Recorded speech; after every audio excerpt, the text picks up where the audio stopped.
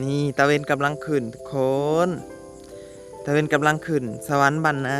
ล้วนๆเลยนี่หายใจเข้าเลิกๆเพิ่นว่าอ๋อ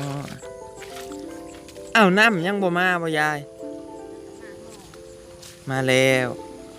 นี่เป่งน้ำได้เป่งน้ำเจอโทรศัพท์ตกน้ำตะเวนกำลังขึ้นนะทุกคนนะแสงสว่างกำลังขึ้นแล้วให้หน้ากระดินขาวโกนโผนอยู่คนตกวานนี่ก็ตกบ่แห้งครับ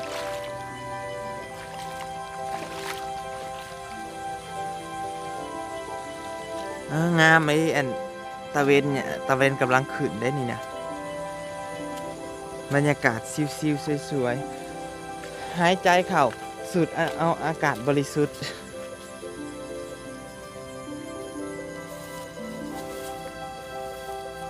นี่ขอชิมานั่งอีกพี่ได้ไปเทียงข่อยหน่อยเทียงเอียงห้า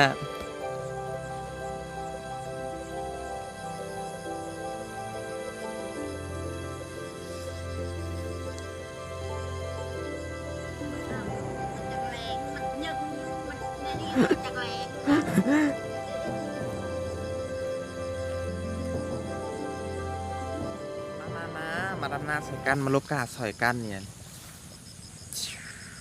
ตะเวนกำลังขึ้นถูกเฮืองเลย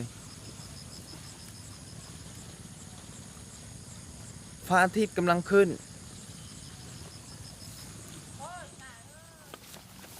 เป็นลูกสาวนา